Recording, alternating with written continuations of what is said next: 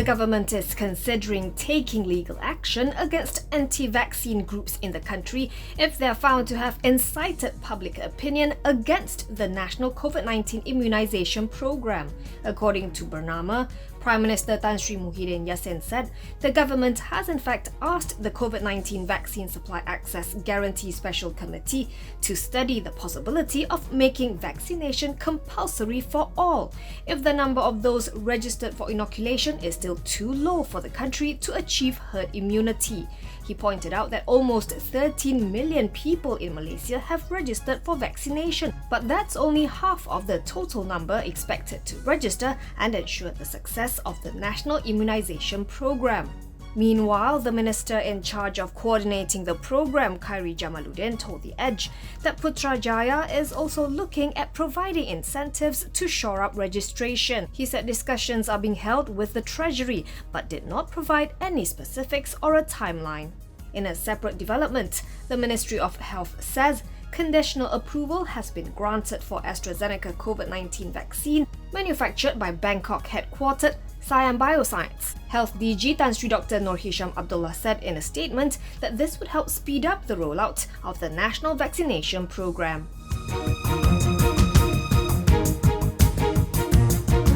More roadblocks will be mounted, especially in Kuala Lumpur and Selangor, following an increase in the number of vehicles on the road despite the implementation of a full MCO starting Tuesday. According to a Bernama report, Home Minister Datuk Sri Hamzah Zainuddin said this could number up to 1,000 roadblocks per day versus the current 930. He said he has reached out to Inspector General of Police Datuk Sri Akril Sani Abdullah Sani about increasing the number of roadblocks, especially in these two states. New daily COVID-19 cases in Selangor and Kuala Lumpur accounted for some 45% of today's 7,748 fresh infections. Selangor still has the highest number of infections at 2,612, followed by Kuala Lumpur with 851 new cases. In total, the country has recorded 603,122 cases, with 87,551 patients still highly infectious.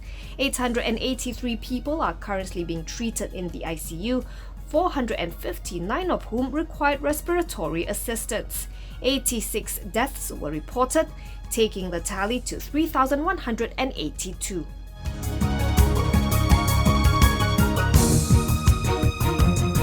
Sapura Energy Chairman Tan Sri Shamsul Azhar Abbas is upbeat on the company's prospects for FY22.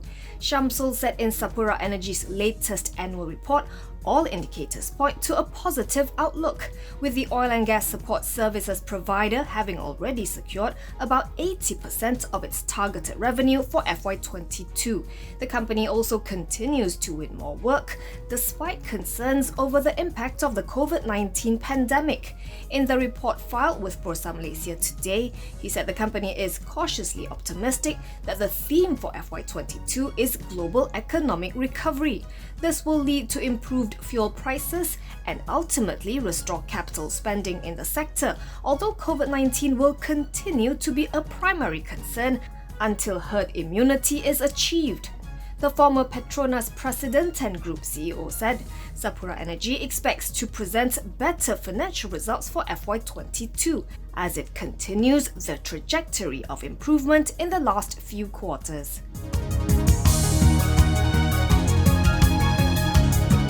The federal government has been allowed to take over the Klang Valley Double Trekking 2 project site after an injunction was lifted by the Kuala Lumpur High Court. Justice Datuk Lim Chong Fong, in his decision which was delivered online today, also asked contractor Daya Maju LTAT to vacate the site and to stop work. Senior Federal Counsel Azliza Ali confirmed the decision to theedgemarkets.com. However, Lim is said to have allowed the company's application for an Arrenford injunction to be in place that would last until June 24th, pending an appeal to be made at the Court of Appeal. This is with regards to its order on April 7th that Daya Maju LTAT, through its employees, workers or representatives, discontinue work at the project site. This outcome was confirmed by one of the lawyers representing the company to theedgemarkets.com. Property developer UEM Sunrise has acquired 6.86 acres of prime freehold land in Cheras, Kuala Lumpur for 197 million ringgit.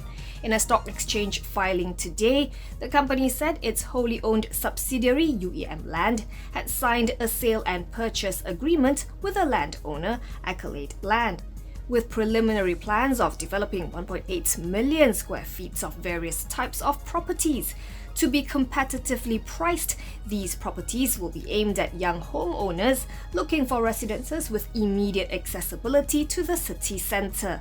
The development will be within the proximity of the Taman Connaught MRT station and has an estimated total gross development value of over 1 billion ringgit.